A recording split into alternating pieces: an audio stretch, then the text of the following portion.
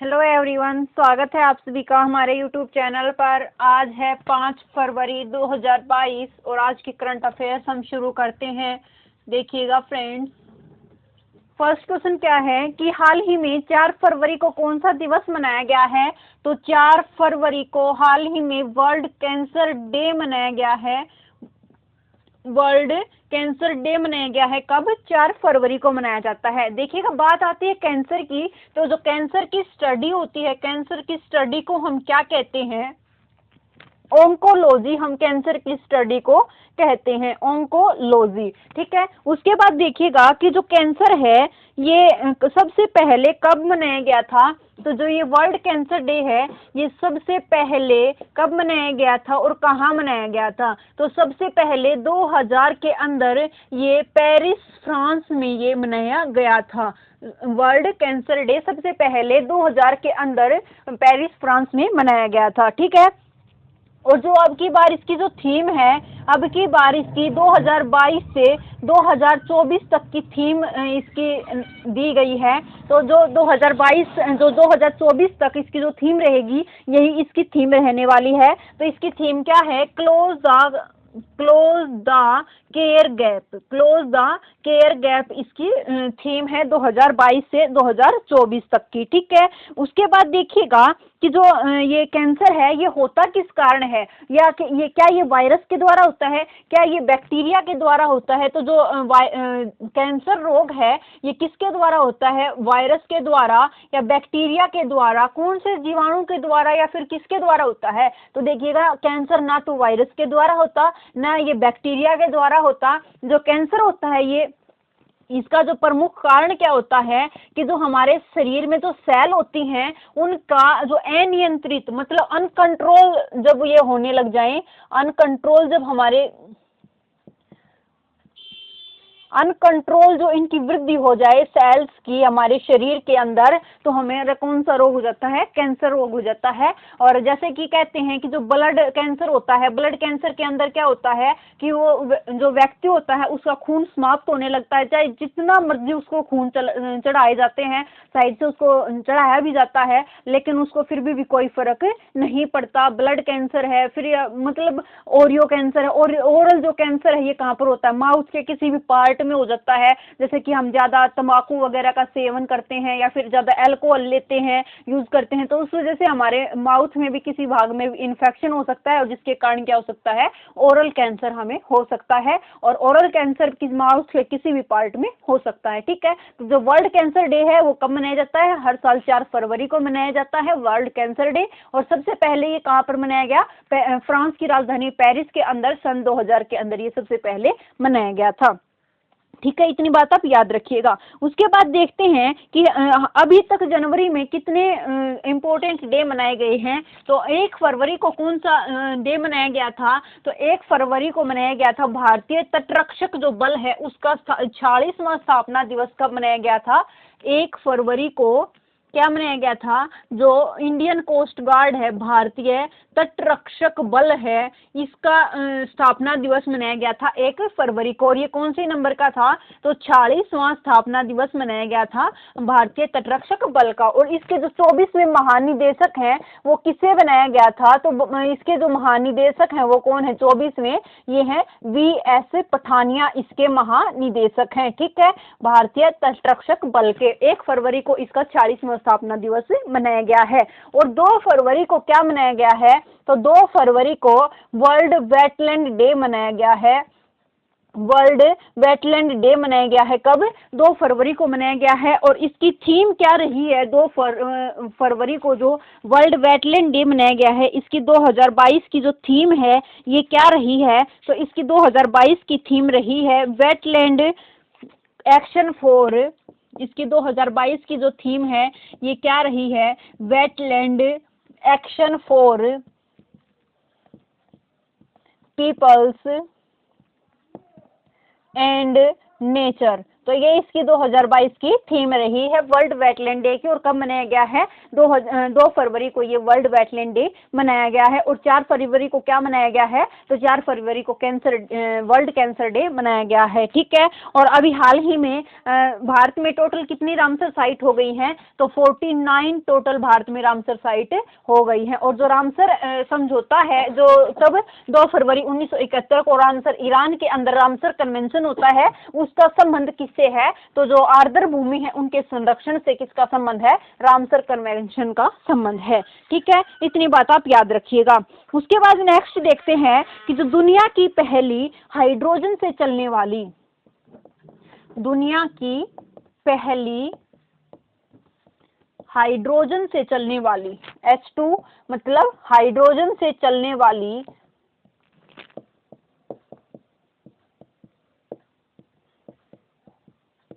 पहली flying boat, पहली flying boat ये किसके द्वारा निर्माण किया गया है इसका?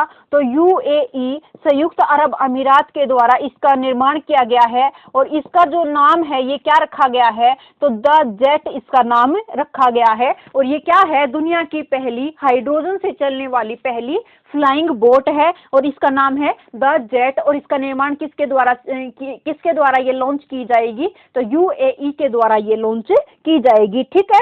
उसके बाद देखते हैं कि जो यूएई है इसकी राजधानी क्या है? तो अबू धाबी संयुक्त अरब अमीरात की राजधानी है। और यहाँ की करेंसी क्या है? तो दिरहम यहाँ की करेंसी है। और उसके बाद जो पेपरलेस सरकार है, पहली पेपरलेस सरकार कहाँ की बनी है?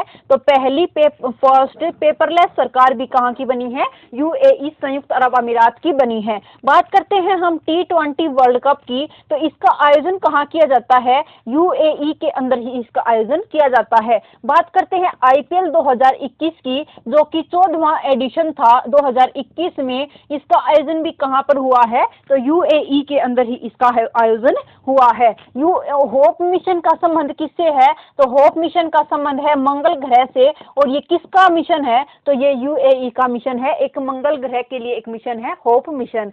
ब्रहाका परमाणु संयंत्र कहां पर है? तो ब्रहाका परमाणु जो संयंत्र है ये भी यूएई के अंदर है। गोल्डन वीजा कौन जारी करता है? तो गोल्डन वीजा जारी करता है यूएई, गोल्डन वीजा जारी करता है। और ये कितने वर्षों तक होता है? तो 10 वर्ष के लिए होता है गोल्डन वीजा। ठीक है। इसके बाद नेक्स्ट देखिएगा, नेक्स्ट क्या है क्वेश्चन हमारा कि जो परम प्रवेगा है ये क्या है?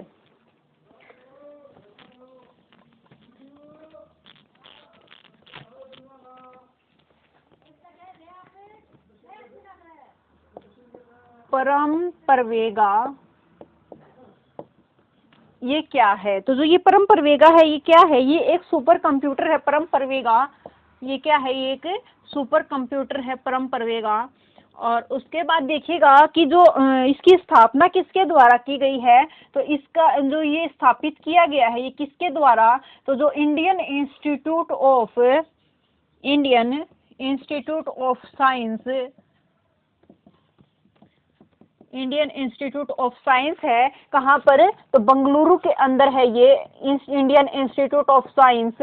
इसके द्वारा परम प्रवेगा कंप्यूटर की स्थापना की गई है। और इसका जो निर्माण किया है ये इसमें स्थापित किया गया है। और इसका जो निर्माण किया गया है ये कौन सी कंपनी के द्वारा किया गया है? तो जो सीडैक कंपनी है। सीडैक कहाँ की कंपनी है? तो ये पुणे के अंदर है ये कंपनी, सीडैक कंपनी। इसकी फुल फॉर्म क्या है? तो इसकी फुल फॉर्म है centre of developing advance computer. इसकी फुल फॉर्म क्या है? सेंटर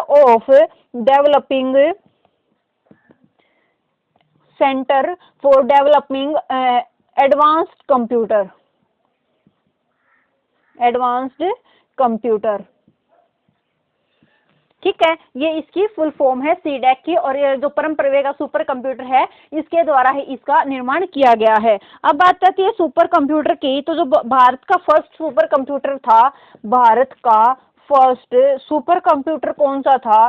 जो भारत का फर्स्ट सुपर कंप्यूटर था वो था CDC 8000, परम 8000। परम 8000 भारत का पहला सुपर कंप्यूटर था। और भारत में सुपर कंप्यूटर का जनक किसको कहा जाता है? तो जो भारत में सुपर कंप्यूटर का जनक किसे कहा जाता है? विजय भटकर को भारत में सुपर कंप्यूटर का जनक कहा जाता है, विजय भटकर को। ठीक है, उसके बाद देखिएगा कि जो फुगाकू है ये क्या है। फुगाकू क्या है? तो जो फुगाकू है ये विश्व का सुपर कंप्यूटर, सबसे तेज चलने वाला विश्व का सबसे तेज सुपर कंप्यूटर कौन सा है? विश्व का सबसे तेज सुपर कंप्यूटर कौन सा है? तो ये है फुगाकू, सुपर कंप्यूटर है फुगाकू। और ये कहाँ का कंप्यूटर है? तो फुगाकू एक जापान का कंप्यूटर है और ये विश्व का सबसे तेज चलने वाला कंप्यूटर है। ठीक है, और हाल ही में जो क्रिप्टो करेंसी है या फिर डिजिटल जो करेंसी है वो कौन सी है? बिटकॉइन, जिसके निर्माता कौन है? सातोशी नाकामोटा। और 2009 के अंदर उन्होंने इसको खोजा था, बिटकॉइन को। और क्रिप्टो करेंसी पर बजट 2022-23 के अंदर कितनी % टैक्स लगाने की घोषणा की गई है? तो 30% टैक्स लगाने की घोषणा की गई है बिटकॉइन पर, क्रिप्टो करेंसी पर। ठीक है, उसके बाद नेक्स्ट देखिएगा कि जो तोरग्या महोत्सव है 2022, तोरग्या महोत्सव 2022, इसका आयोजन कहाँ पर किया गया है? तोरग्या महोत्सव 2022। तो इसका जो ये जो तोरग्या महोत्सव है इसका संबंध कहाँ से है? अरुणाचल प्रदेश से में ये मनाया गया है। अरुणाचल प्रदेश के अंदर ये तोरग्या महोत्सव मनाया गया है। देखिएगा एक्चुअली में है क्या कि जो अरुणाचल प्रदेश है उसमें एक आदिवासी समुदाय रहता है। आदिवासी जो एक मोनपा आदिवासी समुदाय है उसका संबंध कहाँ से है? तो ये अरुणाचल प्रदेश के अंदर रहता है मोनपा आदिवासी समुदाय। और ये जो मोनपा आदिवासी समुदाय है इसका ही एक 3 दिवसीय महोत्सव है, 3 दिवसीय महोत्सव है। जो कौन सा है? ये तोरग्या महोत्सव है, जिसको कि मोनपा आदिवासी समुदाय के द्वारा मनाया जाता है। और ये कहाँ से बिलोंग करती हैं? तो अरुणाचल प्रदेश से बिलोंग करते हैं मोनपा आदिवासी समुदाय। और उनके द्वारा 3 दिन का एक महोत्सव मनाया जाता है जिसको क्या कहा जाता है? तोरग्या महोत्सव कहा जाता है। ठीक है, और ये कहाँ पर मनाया जाता है? तो 3 दिवसीय महोत्सव ये तवांग मठ कहाँ है? अरुणाचल प्रदेश के अंदर। और तवांग मठ के अंदर ही ये तोरग्या महोत्सव मनाया जाता है मोनपा प्रजाति के द्वारा, मोनपा आदिवासी समुदाय के द्वारा। ठीक है, अब बात करते हैं अरुणाचल प्रदेश की। तो यहाँ के सीएम कौन है? तो यहाँ के सीएम हैं पेमा खांडू यहाँ के सीएम हैं। और यहाँ के गवर्नर की बात करते हैं तो गवर्नर कौन है? ब्रिगेडियर बीडी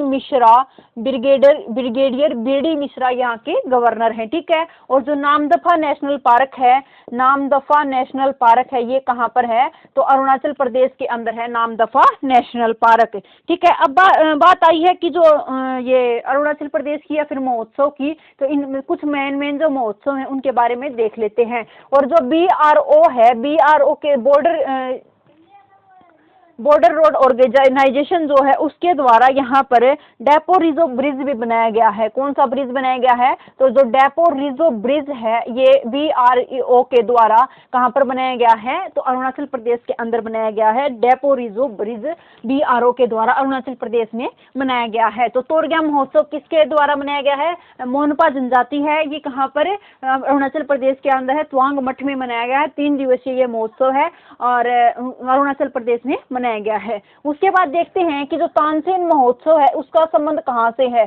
तानसेन महोत्सव कहाँ पर मनाया गया है? तो ग्वालियर मध्य प्रदेश के अंदर मनाया गया है तानसेन महोत्सव। हॉर्नबिल फेस्टिवल है, इसका संबंध कहाँ से है? हॉर्नबिल फेस्टिवल कहाँ पर मनाया जाता है? तो ये नागालैंड के अंदर मनाया जाता है हॉर्नबिल फेस्टिवल। ठीक है, सिग्मो फेस्टिवल कहाँ पर मनाया जाता है? तो सिग्मो फेस्टिवल मनाया जाता है गोवा के अंदर। और उसके बाद देखिएगा कि जो कचाई लेमन फेस्टिवल है ये कहाँ पर मनाया जाता है? तो कचाई लेमन फेस्टिवल मनाया जाता है मणिपुर के अंदर मनाया जाता है कचाई लेमन फेस्टिवल। ठीक है, उसके बाद देखिएगा हरेला और हरेली। हरेला और हरेली महोत्सव कहाँ पर मनाए जाते हैं? तो हरेला मनाया जाता है उत्तराखंड के अंदर, और जो हरेली है ये कहाँ पर? तो छत्तीसगढ़ में मनाया जाता है हरेली महोत्सव। उसके बाद देखिएगा कि जो लोसांग महोत्सव है ये कहाँ पर? तो जो लोसांग महोत्सव है ये सिक्किम के अंदर मनाया जाता है, और जो लोसर महोत्सव है ये कहाँ पर? तो लोसर महोत्सव मनाया जाता है लद्दाख के अंदर, ठीक है। और जो ये चेरी ब्लॉसम फेस्टिवल है, चेरी ब्लॉसम फेस्टिवल है ये कहाँ पर मनाया जाता है? तो जो चेरी ब्लॉसम फेस्टिवल है ये शिलोंग के अंदर मनाया जाता है। और शिलोंग में ही क्या है? तो जो असम राइफल्स है उसका हेडक्वार्टर कहाँ पर है? शिलोंग के अंदर है, पूर्वोत्तर का प्रहरी जिसे कहा जाता है, ठीक है। और जो हाल ही में स्पीतुक गस्टर महोत्सव कहाँ पर मनाया गया था? स्पीतुक गस्टर फेस्टिवल कहाँ पर मनाया गया था? तो ये स्पीतुक गस्टर फेस्टिवल मनाया गया था लद्दाख के अंदर, ठीक है। ये कुछ महत्वपूर्ण फेस्टिवल से इनको याद रखना। उसके बाद नेक्स्ट चलते हैं। नेक्स्ट क्वेश्चन है हमारा कि विश्व का सबसे मूल्यवान बीमा ब्रांड कौन सा बन गया है? विश्व का सबसे मूल्यवान ब्रांड, सबसे मूल्यवान बीमा ब्रांड, बीमा की जो कंपनी है वो कौन सी बन गई है सबसे मूल्यवान ब्रांड? तो ये ping in insurance, ping in insurance, ping in insurance ये एक चाइना का बीमा ब्रांड है जो कि विश्व का सबसे मूल्यवान बीमा ब्रांड बन गया है, ठीक है। टॉप 10 जो इसमें ब्रांड आए हैं तो उसमें से टॉप 10 में से 5 जो बीमा ब्रांड है ये कहाँ के हैं? चाइना के हैं 5 बीमा ब्रांड। और जो LIC है हमारा जीवन के साथ भी और जीवन के बाद भी, तो ये कौन से पोजीशन पर है? तो LIC है हमारी 10th पोजीशन पर है, लाइफ इंश्योरेंस कंपनी। ये कौन से नंबर पर है? 10th नंबर पर है। उसके बाद नेक्स्ट देखिएगा कि जो one nation one ration card है इस पहल को लागू करने वाला 35वां राज्य कौन सा बन गया है? तो one nation one ration card, तो इसको अपनाने वाला 35वां राज्य जो कौन सा बन गया है? तो छत्तीसगढ़ इसका 35वां राज्य बन गया है। अब बात करती छत्तीसगढ़ की, तो यहाँ के CM कौन है? तो भूपेश बघेल यहाँ के CM हैं, और यहाँ के जो गवर्नर हैं वो कौन है? अनुसुईया उइके यहाँ के गवर्नर हैं, ठीक है। उसके बाद नेक्स्ट चलते हैं कि और जो छत्तीसगढ़ है इसी ने ही प्रत्येक जिले में महिला सुरक्षा सेल स्थापित करने की घोषणा की है। प्रत्येक जिले में महिला सुरक्षा सेल स्थापित करने की घोषणा किसके द्वारा की गई है? छत्तीसगढ़ के द्वारा की गई है, ठीक है। नेक्स्ट है कि जो जस्टिस उमर बंदियाल हैं ये कहाँ के चीफ जस्टिस नियुक्त किए गए हैं? जस्टिस उमर बंदियाल, तो ये पाकिस्तान के चीफ जस्टिस नियुक्त किए गए हैं। पाकिस्तान के चीफ जस्टिस जो हैं ये नियुक्त किए गए हैं, चीफ जस्टिस नियुक्त किए गए हैं। ये कौन? जस्टिस उमर बंदियाल। तो अब बात आती पाकिस्तान की, तो यहाँ के PM कौन है? तो यहाँ के PM है क्रिकेटर इमरान खान, यहाँ के प्राइम मिनिस्टर हैं। और यहाँ के प्रेसिडेंट कौन है? तो आरिफ अलवी यहाँ के प्रेसिडेंट हैं, ठीक है। अब बात आती है कि इंडिया और पाकिस्तान के बीच में कौन सी लाइन है? तो इंडिया और पाकिस्तान के बीच है red Cliff line. Red Cliff line किस किस के बीच है? तो इंडिया और पाकिस्तान के बीच है। और इंडिया और चाइना के बीच कौन सी लाइन है? तो इंडिया और चाइना के बीच है मैकमोहन लाइन, इंडिया और चाइना के बीच है। और पाकिस्तान और अफगानिस्तान के बीच कौन सी लाइन है? तो पाकिस्तान और अफगानिस्तान के बीच है डूरंड लाइन, पाकिस्तान और अफगानिस्तान के बीच है। उसके बाद US और कनाडा के बीच कौन सी लाइन है? US और कनाडा के बीच कौन सी लाइन है? तो 38 पैरेलल जो है ये US और कनाडा के बीच है 49th पैरेलल। और नॉर्थ कोरिया और साउथ कोरिया के बीच जो लाइन है वो कौन सी है? 38 पैरेलल इनके बीच है, ठीक है। उसके बाद नेक्स्ट चलते हैं। नेक्स्ट क्वेश्चन क्या है हमारा? नेक्स्ट क्वेश्चन कहता है कि जो भारतीय सेना है उसने किसके साथ समझौता किया है? भारतीय सेना ने भारत डायनेमिक्स लिमिटेड के साथ समझौता किया है। जो भारतीय सेना है उसने किसके साथ समझौता किया है? तो भारतीय सेना ने भारत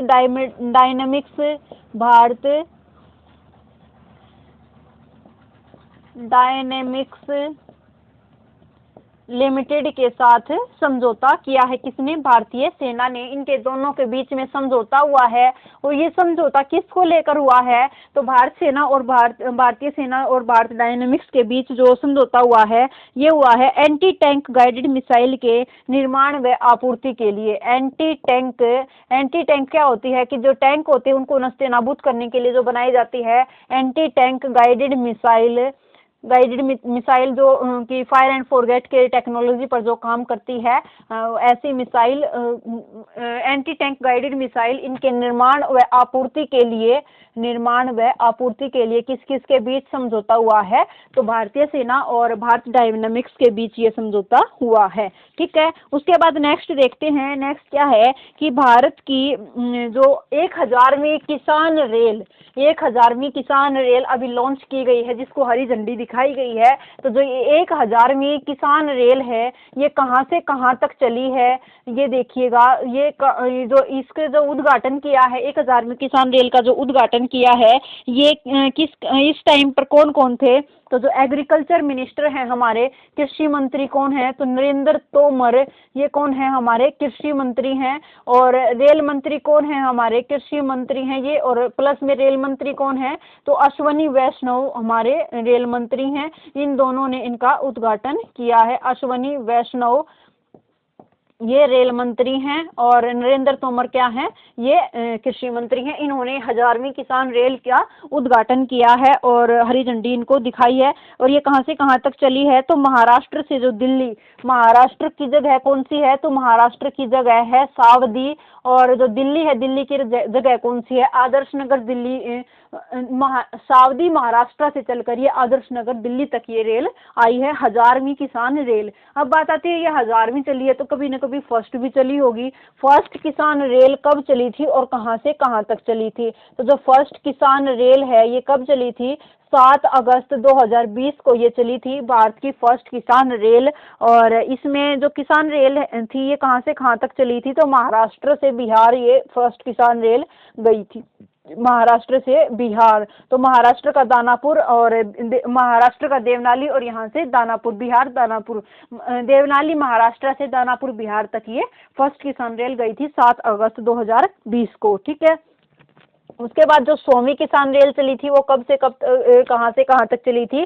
तो महाराष्ट्र से वेस्ट बंगाल तक गई थी 100वीं किसान रेल। और ये कब चली थी? तो दिसंबर 2020 में चली है ये 100वीं किसान रेल। और 1000वीं कब चली है? तो हाल ही में 2022 में इसको हरी झंडी दिखाई गई है। ठीक है, अब बात आती है कि जो ये फर्स्ट ट्रेन है, फर्स्ट ट्रेन कब चलाई गई थी? तो फर्स्ट ट्रेन जो है ये कब चलाई गई थी? 1853 के अंदर डलहौजी के टाइम पे ये जो फर्स्ट ट्रेन है ये चलाई गई थी। और कहाँ से कहाँ तक? जो मुंबई से ठाणे के बीच जो है फर्स्ट ट्रेन चलाई गई थी। वंदे भारत जो ट्रेन है इसकी ये कहाँ से कहाँ तक चलती है? तो वंदे भारतम ट्रेन, वंदे भारत ये जो ट्रेन है, ट्रेन 18 को कहा जाता है।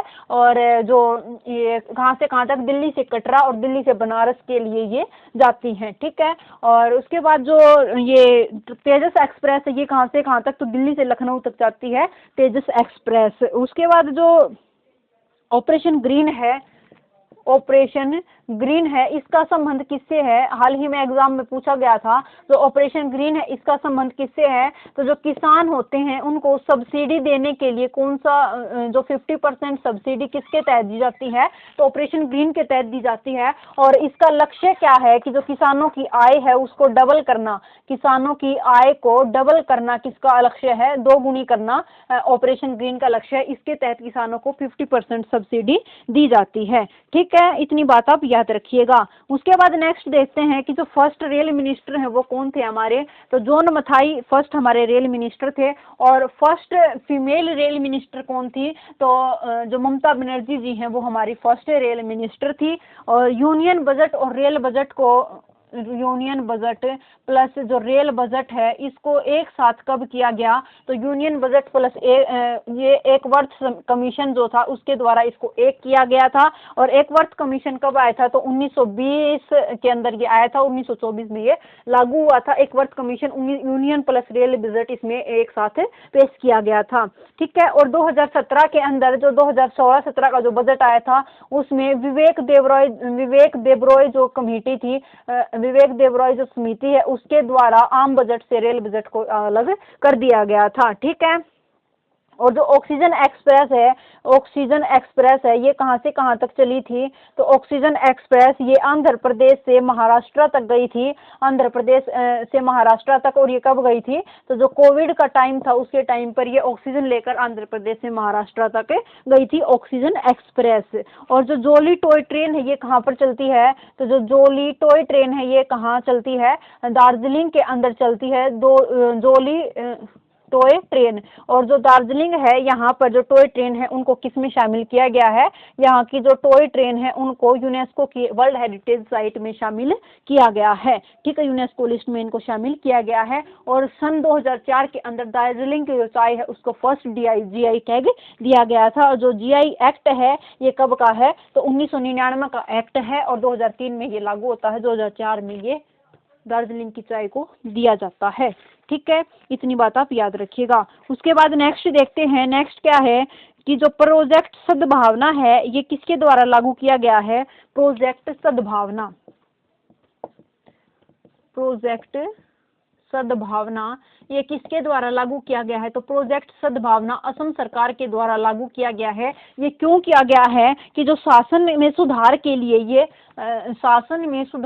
लिए ये प्रोजेक्ट सद्भावना स्टार्ट किया गया है, सुधार के लिए ये शुरू किया गया है। और जो ये शासन में सुधार के लिए कैसे किया गया है? तो यहाँ पर क्या है कि लगभग 4 से 5 लाख जो फाइल्स है वो यहाँ पर असम सचिवालय के अंदर पेंडिंग पड़ी हुई हैं। तो इन जो ये पेंडिंग फाइल्स हैं इनको कंप्लीट करने के लिए ही क्या शुरू किया गया है? प्रोजेक्ट सद्भावना शुरू किया गया है। किसके द्वारा? असम गवर्नमेंट के द्वारा शुरू किया गया है। ठीक है, जो असम की बात आती है तो असम के सीएम कौन है? हेमंत बिस्वा यहाँ के सीएम है, हेमंत बिस्वा यहाँ के सीएम है। और यहाँ के जो गवर्नर है वो कौन है? तो जगदीश मुखी यहाँ के गवर्नर हैं, जगदीश मुखी यहाँ के गवर्नर हैं। ठीक है। हाल ही में जो असम वैभव सम्मान है ये किसको दिया गया था? तो जो असम वैभव सम्मान है ये रतन टाटा जी को असम वैभव सम्मान दिया गया था।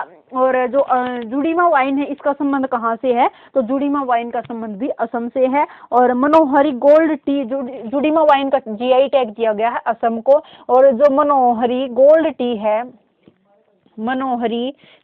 टी है ये दुनिया की सबसे महंगी बिकने वाली टी चाय है। कहाँ की है? ये असम की है। देश की सबसे महंगी चाय है, बिकने में सबसे महंगी बिकने वाली चाय कौन सी है? मनोहरी गोल्ड टी। और इसका संबंध कहाँ से है? तो असम से इसका संबंध है। ठीक है। नेक्स्ट है कि जो अमिताभ दयाल हैं इनका हाल ही में क्या हो गया है? निधन हो गया है। अमिताभ दयाल इनका क्या हो गया है? इनका निधन हो गया है। ये क्या थे? ये एक अभिनेता प्लस फिल्म डायरेक्टर थे। अभिनेता प्लस फिल्म डायरेक्टर कौन थे? अमिताभ दयाल थे।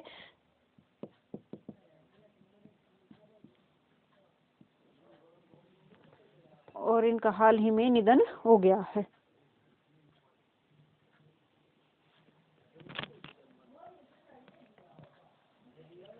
उसके बाद नेक्स्ट चलते हैं। नेक्स्ट क्वेश्चन है हमारा कि सेना दिवस परेड में टॉप किसने किया है?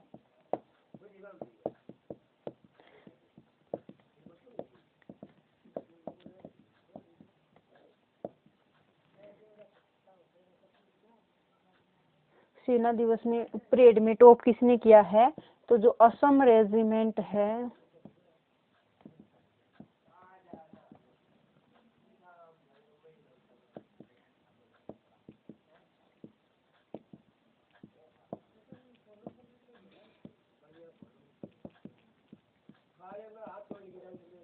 जो सेना के जो प्रमुख हैं वो कौन है, मनोज मुकुंद नरवणे हैं। और उन्होंने क्या किया है कि जो सेना दिवस परेड है उसका जो वो दिया है वो किसको दिया है, जो पत्र दिया वो किसको दिया है, असम रेजिमेंट को दिया है, प्रशंसा पत्र दिया है। सेना दिवस परेड में टॉप किसने किया है, तो असम रेजिमेंट ने सेना दिवस में परेड में टॉप किया है। और सेकंड पोजीशन पर कौन रही है, तो सेकंड पोजीशन पर रही है राजदूत रेजिमेंट।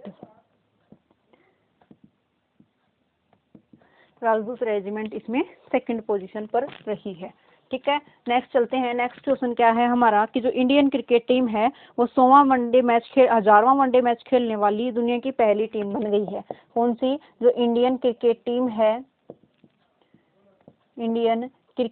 है ये 1000वां मैच खेलने वाली दुनिया की पहली टीम बन गई है। ये इंडियन क्रिकेट टीम। क्या है कि जो इंडिया और वेस्ट इंडीज के बीच एक मैच होगा, और जब कहाँ पर होगा ये, तो अहमदाबाद के अंदर होगा। ये इंडिया और वेस्ट इंडीज के बीच ये मैच होगा अहमदाबाद में। और इसमें जो इंडियन क्रिकेट टीम है ये 1000वां मैच खेलने वाली पहली टीम, दुनिया की पहली टीम बन जाएगी। ठीक है, नेक्स्ट चलते हैं। नेक्स्ट क्या है कि देश की पहली बुलेट ट्रेन का पहला स्टेशन कहाँ पर स्थापित किया गया है, कि जो देश की पहली बुलेट ट्रेन है ये कहाँ से कहाँ तक चलाई जाएगी, तो जो मुंबई से अहमदाबाद के बीच ये पहली बुलेट ट्रेन चलाई जाएगी, देश की पहली बुलेट ट्रेन चलाई जाएगी। और इसका जो पहला स्टेशन बनाया गया है, इसका स्टेशन कहाँ पर बनाया गया है, तो सूरत के अंदर इस देश की पहली बुलेट ट्रेन का स्टेशन बनाया गया है। ठीक है, और इसके जो national high speed rail corporation limited है, इसने इसके 4 स्टेशन बनाने की घोषणा की है कि 2024 तक वो 4 स्टेशन इसके तैयार हो जाएंगे। वे 4 स्टेशन कौन कौन से होंगे, तो सूरत, वापी, सूरत, भरूच और बिलमोरा जो है, इसके 4 स्टेशन होंगे। और जो पहला स्टेशन तैयार हो गया जिसमें से वो कौन है, तो सूरत है। और national high speed rail corporation के द्वारा इसके जो स्टेशन है वो 4 स्टेशन 2024 तक बनाकर तैयार कर दिए जाएंगे। ठीक है, नेक्स्ट है कि जो जीमेल है उसको गूगल के द्वारा जो जीमेल है उसको रीडिजाइन करने की घोषणा की गई है। जीमेल रीडिजाइन करने की घोषणा की गई है। तो जो गूगल है इसके सीईओ कौन है, तो गूगल के सीईओ हैं सुंदर पिचाई। और सुंदर पिचाई को हाल ही में कौन सा पुरस्कार दिया गया था, तो जो पद्म भूषण पुरस्कार है ये किसको दिया गया था, पद्म भूषण पुरस्कार सुंदर पिचाई को दिया गया था। और एक और कौन सी कंपनी है, तो जो माइक्रोसॉफ्ट कंपनी है उसके जो सीईओ हैं वो कौन है, तो सत्या नडेला है माइक्रोसॉफ्ट कंपनी के सीईओ। इनको भी कौन सा पुरस्कार दिया गया था, पद्म भूषण पुरस्कार इनको दिया गया था। ठीक है, और जो गूगल है इसकी पेरेंट कंपनी कौन सी है, तो गूगल की पेरेंट कंपनी है अल्फाबेट इंक जो है, ये पेरेंट कंपनी है गूगल की। और गूगल के द्वारा जीमेल को रीडिजाइन करने की घोषणा की गई है। और जब इस जीमेल को रीडिजाइन किया जाएगा तो क्या किया जाएगा, जो गूगल चैट है, गूगल मीट है और गूगल स्पेस है, ये तीनों एक ही जगह पर हमें उपलब्ध हो जाएंगे। ठीक है, इतना आप याद रखिएगा। उसके बाद नेक्स्ट चलते हैं। नेक्स्ट क्वेश्चन क्या है हमारा, नेक्स्ट क्वेश्चन है कि ICC spirit of the cricket award किसे दिया गया है।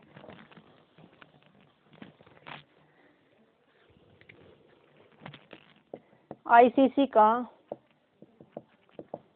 Spirit of the cricket award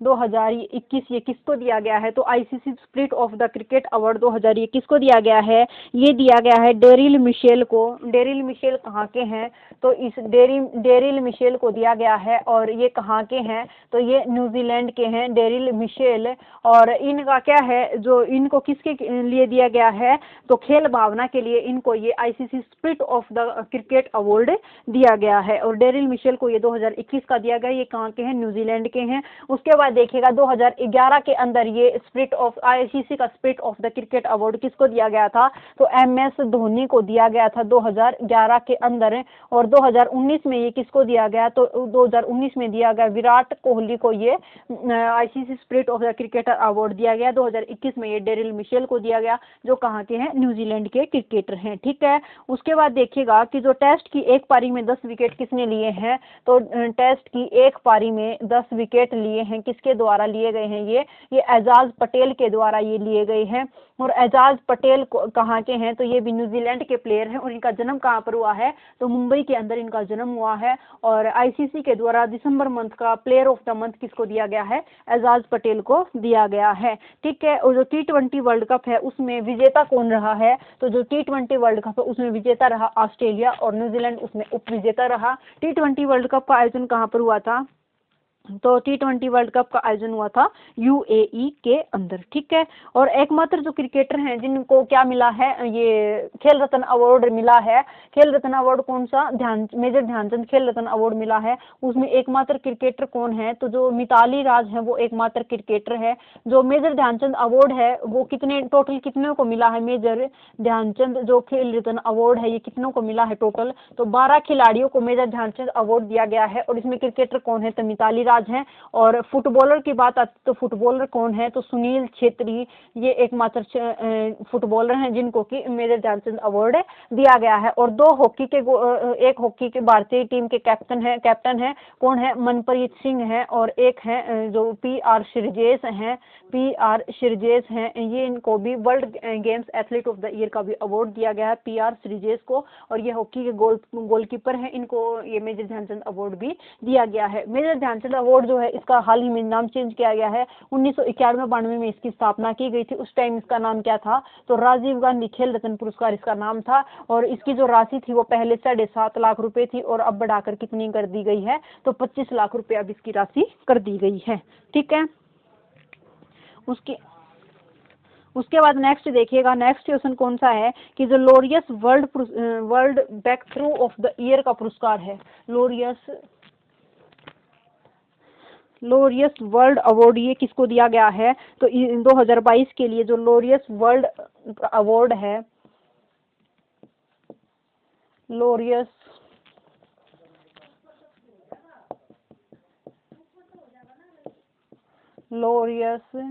world award है इस 2022 के लिए ये किसको नामित किया गया है? तो ये नामित किया गया है नीरज चोपड़ा जी को। नीरज चोपड़ा को ये लोरियस वर्ल्ड अवार्ड के लिए नामित किया गया है। और ये जो नीरज चोपड़ा है ये इनका खेल कौन सा है? तो भाला फेंक इनका गेम है। और 87.58 मीटर भाला फेंक कर इन्होंने टोक्यो ओलंपिक के अंदर इन्होंने गोल्ड जीता था। और इनका ये कहाँ से बिलोंग करते हैं? तो हरियाणा से इनका संबंध है। और ये भाला इन्होंने कब फेंका था? तो 7 अगस्त को फेंका था। और उस दिन क्या मनाते हैं हम? तो उस दिन मनाते हैं हम भाला फेंक दिवस। हम 7 अगस्त को मनाने की घोषणा की है PM नरेंद्र मोदी के द्वारा। और अगर बात आती है कि जो लोरियस वर्ल्ड अवार्ड है इसके लिए कितने भारतीय नामित किए जा चुके हैं? तो 3 भारतीय इसके लिए नामित किए जा चुके हैं। कब? तो 2019 के अंदर इसके लिए नामित की गई थी। जो विनेश फोगाट हैं, कुश्ती से जिनका संबंध है, उनको इसके लिए नामित किया गया था। और 2020 में इसके लिए नामित किया गया था सचिन तेंदुलकर को 2020 के लिए नामित किया गया था। और 2022 में इसके लिए नामित किया गया है नीरज चोपड़ा जी को। और एकमात्र जो भारतीय हैं जिन्होंने लोरियस वर्ल्ड अवार्ड जीता वो किसने जीता है? सचिन तेंदुलकर के द्वारा ये जीता गया है। और 2021 का जो लोरियल वर्ल्ड अवार्ड है ये किसने जीता था? तो मेसी जो कि फुटबॉलर है, फुटबॉल के खिलाड़ी हैं, उनके द्वारा ये जीता गया था। और सबसे ज्यादा बार भी किसने जीता है? तो मेसी के द्वारा ही ये जीता गया है। ठीक है। और सर्वाधिक बार किसने जीता है? ये 2021 में किसने जीता था? मेसी के द्वारा। और सर्वाधिक बार किसने जीता है? तो रोजर फेडरर ने सर्वाधिक बार जीता है। रोजर फेडरर जो है उन्होंने सर्वाधिक बार जीता है। और ये स्टार्ट कब होता है? तो जो 2000 के अंदर ये सबसे पहले स्टार्ट होता है। ठीक है। और उसके बाद देखते हैं कि जो नीरज चोपड़ा है इनको कौन कौन से सम्मान दिए गए हैं? तो हाल ही में इनको पद्म श्री सम्मान से सम्मानित किया गया था। और परम विशिष्ट सेवा पदक इनको दिया गया है, तो नीरज चोपड़ा जी को दिया गया है। ठीक है। उसके बाद है कि देवेंद्र झांझड़िया जो कि क्या है? एक पैरा ओलंपिक दिव्यांग खिलाड़ी हैं। इन्होंने जो सिल्वर मेडल इन्होंने टोक्यो पैरा ओलंपिक के अंदर जीता था। और इनका खेल कौन सा है? भाला फेंक। और कहाँ से बिलोंग करते हैं? राजस्थान से बिलोंग करते हैं। इनको कौन सा अवार्ड दिया गया? पद्म भूषण अवार्ड इनको दिया गया है। ठीक है। नेक्स्ट चलते हैं, नेक्स्ट कौन सा है? जो लोरियस वर्ल्ड अवार्ड 2021 है इसको किसने जीता था? तो लोरियस वर्ल्ड अवार्ड 2021 है उसके लिए नामित तो किया गया था नामित किया गया था मेसी को भी। और जो 2021 के लिए जीता था वो किसने जीता था, राफेल नडाल और नाओमी ओसाका ने राफेल नडाल और नाओमी ओसाका के द्वारा ये जीता गया था। नाओमी ओसाका ने ये जीता था। और जो नामित किया गया था वो किसको किया गया था, मेसी को भी 2021 के लिए नामित किया गया था। ठीक है। और जो राफेल नडाल हैं उन्होंने हाल ही में कौन सा ओपन जीता है, तो ऑस्ट्रेलियन ओपन राफेल नडाल के द्वारा जीता गया है। और इन्होंने 21 ग्रैंड स्लैम जीत कर ये अपना जो वर्ल्ड रिकॉर्ड है ये बना दिया है। ठीक है। नेक्स्ट क्या है कि जो आईआईटी धारवाड़ है उसमें सस्ती और स्वच्छ ऊर्जा के लिए ये एक्सीलेंस सेंटर जो है उसका शुभारंभ किया गया है।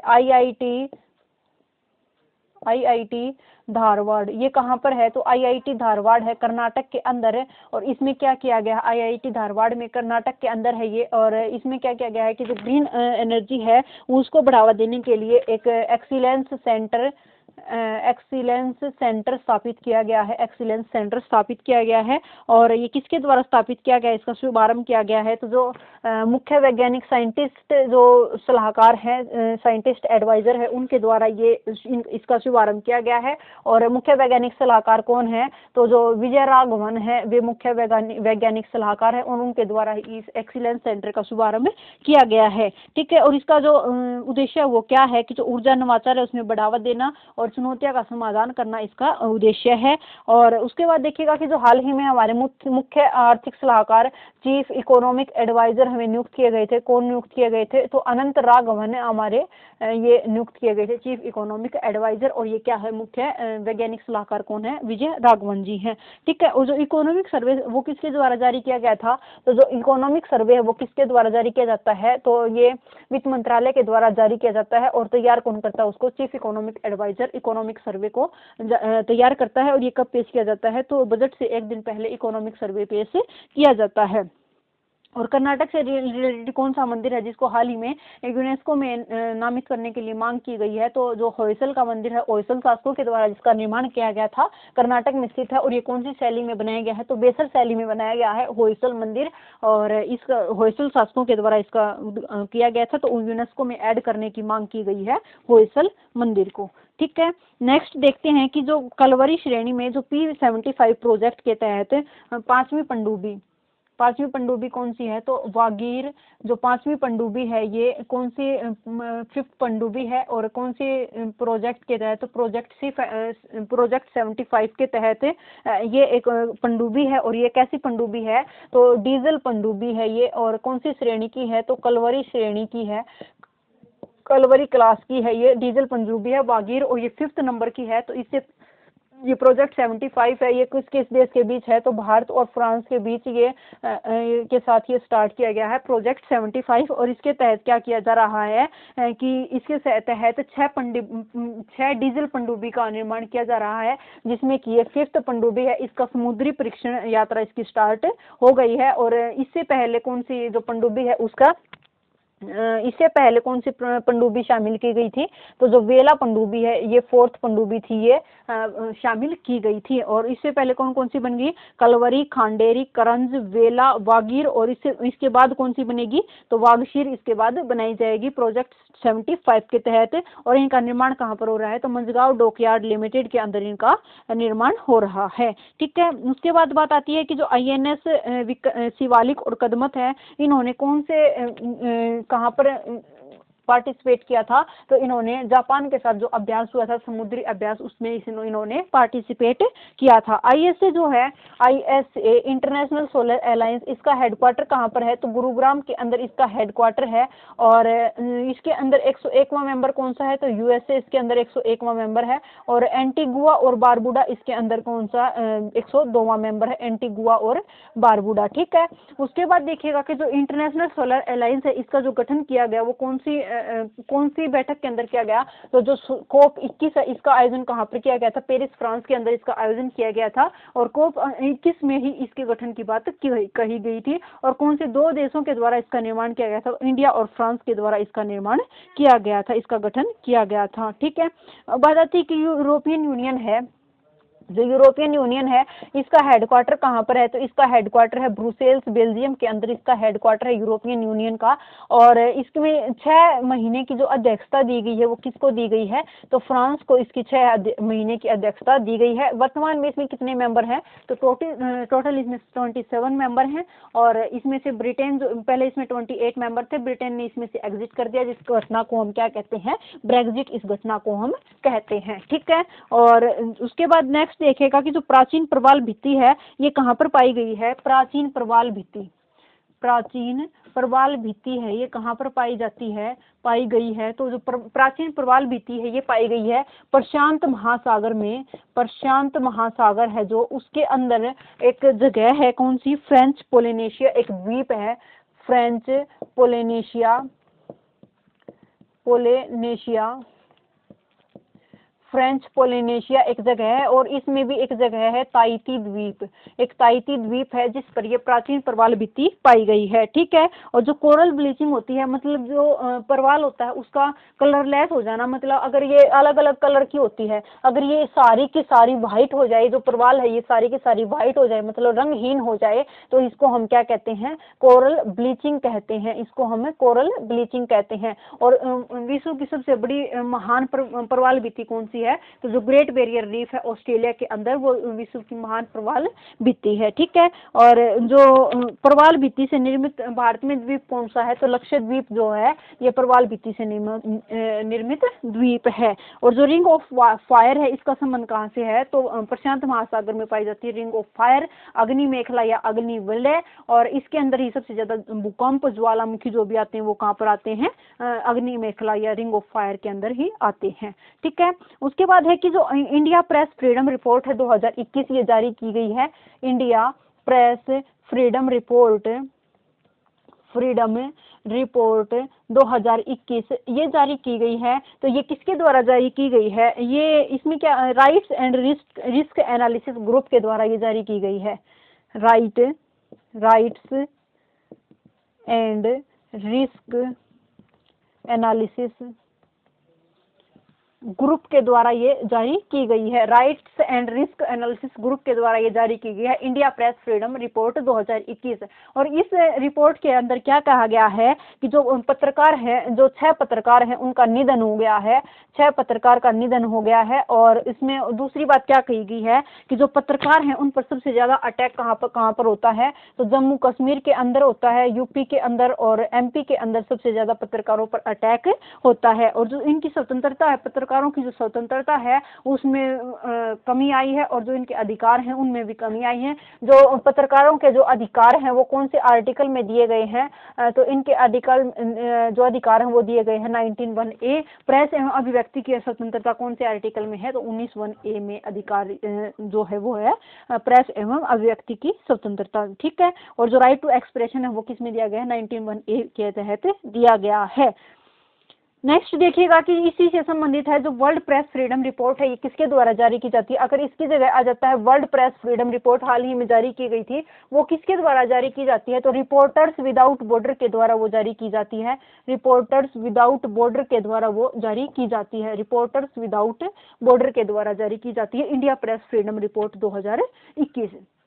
और जो ये वर्ल्ड प्रेस फ्रीडम रिपोर्ट है, इसके अंदर जो भारत की रैंक रही है, वो भारत की रैंक कौन सी रही है इसके अंदर, तो इसकी रैंक रही है भारत की 142, इसके अंदर रैंक रही है वर्ल्ड प्रेस फ्रीडम रिपोर्ट 2021 के अंदर, जो किसके द्वारा जारी की गई, रिपोर्टर्स विदाउट बॉर्डर के द्वारा जारी की। और इंडिया प्रेस फ्रीडम रिपोर्ट किसके द्वारा जारी की गई, rights and risk analysis group के द्वारा इंडिया प्रेस फ्रीडम रिपोर्ट 2021 जारी की गई है। ठीक है, और जो corruption perception index CPI index है ये किसके द्वारा जारी किया गया था, तो जर्मनी की एक संस्था है ट्रांसपेरेंसी इंटरनेशनल, जिसके द्वारा करप्शन परसेप्शन इंडेक्स जारी किया गया था। और इसके अंदर जो भारत की रैंक आई थी वो कितनी आई थी, 85वीं भारत की रैंक आई थी। और नेक्स्ट देखिएगा कि जो पुलित्जर पुरस्कार है, पुलित्जर जो पुरस्कार है इसका संबंध किससे है, तो पत्रकारिता से संबंधित है पुलित्जर पुरस्कार। और जो प्रित्जकर पुरस्कार है, प्रित्जकर पुरस्कार है, इसका संबंध किससे है, तो इसका संबंध है वास्तुकला से, आर्किटेक्ट से संबंध किसका है, प्रित्जकर पुरस्कार से संबंध है। ठीक है, नेक्स्ट देखिएगा कि जो एक रैंप कार्यक्रम है इसकी घोषणा की गई है। 2022-23 का जो बजट पेश किया गया है उसमें एक कार्यक्रम है रैंप कार्यक्रम, इसके लिए घोषणा की गई है कि जो रैंप कार्यक्रम है इसकी फुल फॉर्म देखिएगा क्या है कि रेजिंग एक्सेलरेटिंग, इसकी फुल फॉर्म क्या है, रेजिंग एक्सेलरेटिंग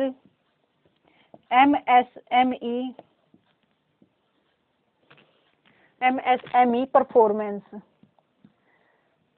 इसकी फुल फॉर्म है ये। और इस जो 2022-23 का जो बजट पेश हुआ है उसके अंदर इस रैंप कार्यक्रम के लिए कितने करोड़ की लागत की घोषणा की गई है, तो इसमें 6 करोड़ रुपयों की लागत की इसके अंदर घोषणा की गई है। ठीक है, अब ये रैंप कार्यक्रम है क्या, इसके अंदर क्या किया जाएगा कि जो एमएसएमई जो डिपार्टमेंट है, सूक्ष्म लघु मध्यम उद्योग है, जो उनको उनकी स्थिति में सुधार लाने के लिए कौन सा कार्यक्रम स्टार्ट किया गया है, तो जो एमएसएमई है, medium small micro small medium enterprises जो हैं, सूक्ष्म लघु और मध्यम जो उद्योग है उनकी स्थिति में सुधार लाने के लिए क्या किया गया है, रैंप कार्यक्रम की शुरुआत की गई है। क्योंकि जो कोविड-19 है उसका सबसे ज्यादा प्रभाव किस पर पड़ा है, ये सूक्ष्म लघु और मध्यम उद्योग पर पड़ा है। और जो उद्योग की रीढ़ की हड्डी है वो किसे कहा जाता है, एमएसएमई को कहा जाता है। ठीक है, और इनकी समस्या क्या है कि जो धन की कमी है वो इनकी समस्या है। और इसके लिए क्या किया जाएगा कि जो हमारे एमएसएमई मंत्री हैं नारायण राव, हमारे एमएसएमई मंत्री कौन है, तो वो है नारायण राव, हमारे एमएसएमई मंत्री हैं। ठीक है, इसके लिए रैंप कार्यक्रम की स्टार्टिंग की गई है। और जो पीएम डिवाइन योजना है इसका संबंध किससे है, जो पीएम डिवाइन योजना है इसका संबंध किससे है, तो जो उत्तर पूर्वी क्षेत्र हैं उनके विकास से संबंधित है पीएम डिवाइन योजना। और जो बजट 2022-23 है इसमें चालू वर्ष के लिए जो फिस्कल डेफिसिट है वो कितने % का अनुमान है, तो 6.9% चालू वित्त वर्ष के लिए है। और आर्थिक वृद्धि का अनुमान कितना है, 9.27%। और 2022-23 के लिए जो फिस्कल डेफिसिट है वो कितने %, तो 6.4% रहने का अनुमान है 2022-23 के वित्त वर्ष के लिए। ठीक है, और जो पीएम गति शक्ति है उसके लिए कितने ईंधन, जो पीएम गति शक्ति है उसके लिए इंजन कितने बताए गए हैं, तो पीएम गति शक्ति के इंजन कितने हैं टोटल, तो 7 इसके अंदर जो रेलवेज हैं, वाटरवेज हैं, या फिर जो ये पोर्ट वगैरह हैं, एयरपोर्ट हैं, इनके जो ये इंजन है ये पीएम गति शक्ति के इंजन है। ठीक है, और इस पीएम गति शक्ति के तहत ही क्या किया जाएगा कि 100 कार्गो टर्मिनल स्थापित किए जाएंगे और 400 वंदे भारत ट्रेन जो है वो चलाई जाएंगी अगले 3 वर्षों के अंदर पीएम गति शक्ति योजना के तहत। ठीक है फ्रेंड्स, आज के लिए इतना ही, मिलते हैं नेक्स्ट वीडियो में। आपको वीडियो कैसी लगी लाइक शेयर और कमेंट करके जरूर बताइएगा। Thank you friends, bye bye, मिलते हैं नेक्स्ट वीडियो में।